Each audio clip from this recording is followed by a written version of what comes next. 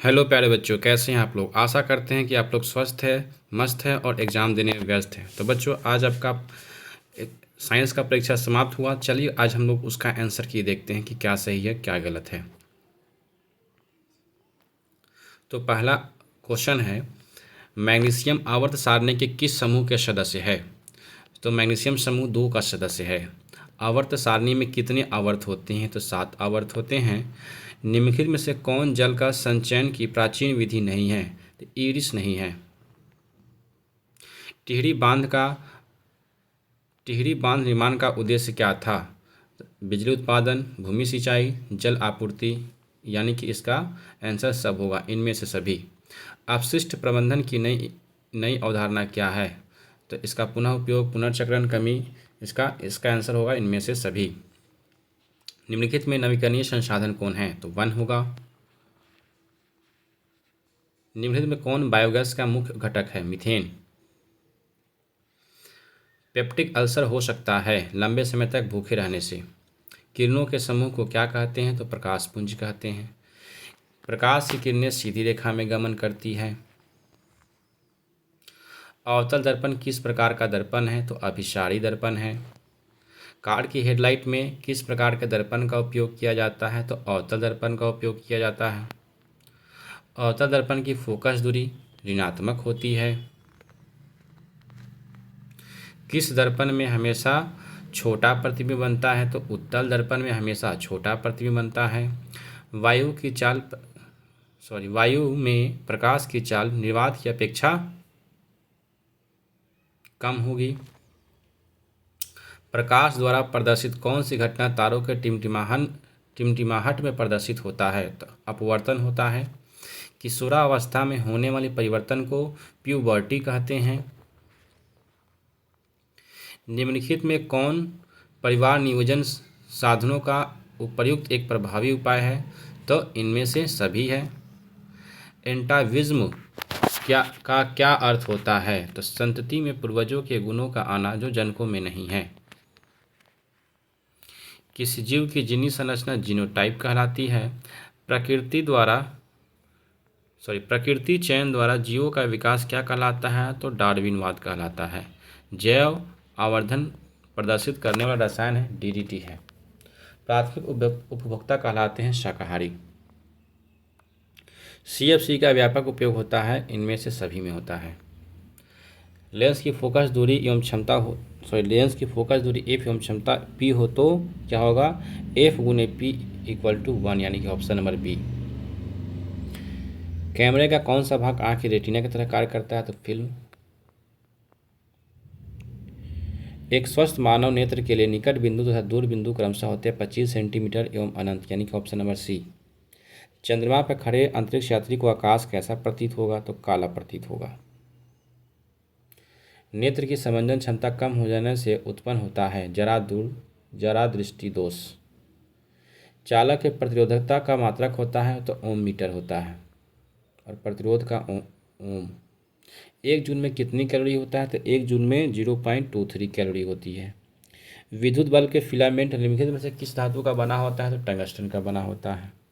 दोहरा परिसंचरण तंत्र नहीं पाया जाता है, मछली में नहीं पाया जाता है। यूरिया रक्त में कहाँ से प्रवेश करता है, था यकृत से करता है। ग्लूकोज का पुनर्वशोषण कहाँ से होता है, तो पीटीसी में।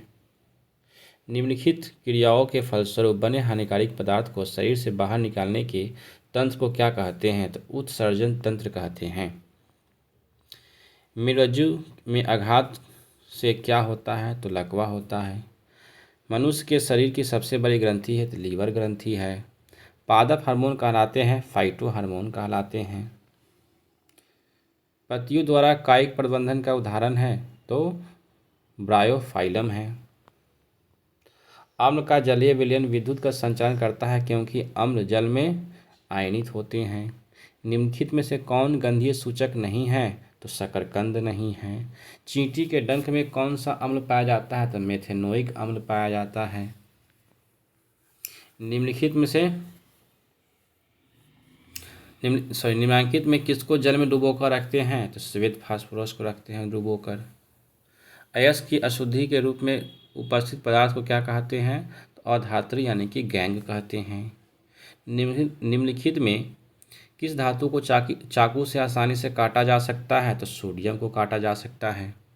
सोने में कौन सी धातु मिलाकर मिश्र धातु तैयार की जाती है? तो कॉपर मिलाकर किया जाता है यानी कि तांबा। सिलिकॉन है ये उपधातु है। कलपक्कम नामकीय विद्युत संयंत्र किस राज्य में स्थित है? तो तमिलनाडु में स्थित है। घरेलू गैस एलपीजी का मुख्य अवयव है ब्यूटेन है। ऊर्जा के दो अनवीकरणीय स्रोत है तो कोयला और पेट्रोलियम है।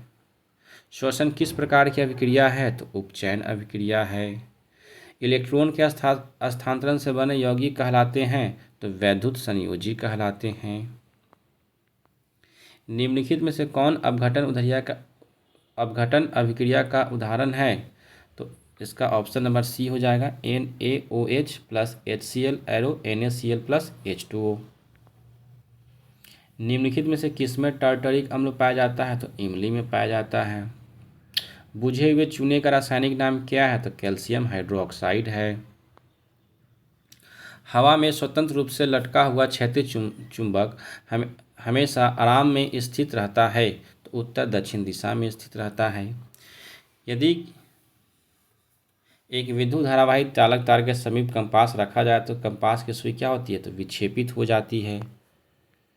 फ्राडे ने बहुत से क्रांतिकारी खोज किए जिनमें शामिल है विद्युत चुम्बकीय प्रेरण और विद्युत अपघटन के नियम, अर्थात इसका आंसर हो जाएगा सी यानी कि ए और बी दोनों। विद्युत मोटर परिवर्तित करता है विद्युत ऊर्जा को रासायनिक ऊर्जा में परिवर्तित करता है। फ्लेमिंग के वाम हस्त नियम में बाएं हाथ की तर्जनी संकेत करती है तो चुंबकीय क्षेत्र की दिशा को संकेत करती है।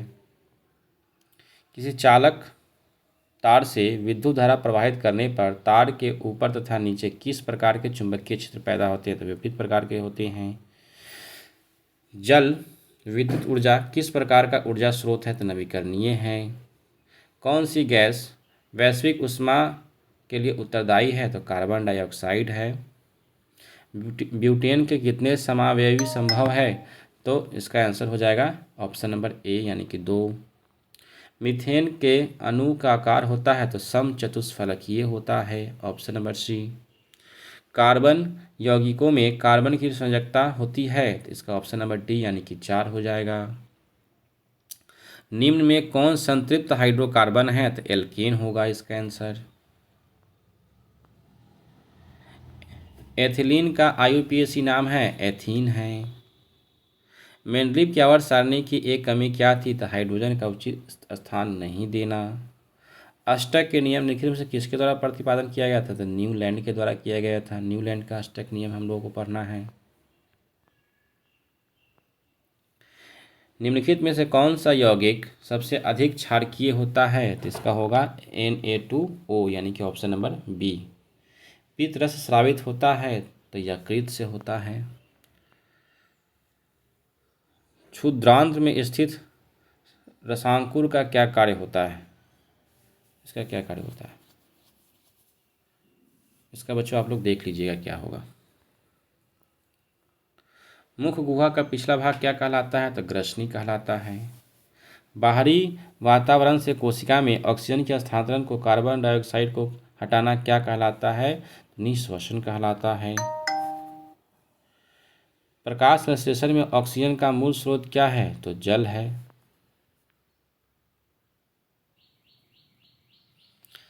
निम्नलिखित में किसी कोशिका का ऊर्जा मुद्रा के रूप में जाना जाता है? तो ATP को जाना जाता है। पादप में जाइलम उत्तरदायी है तो जल के वहन के लिए उत्तरदायी है।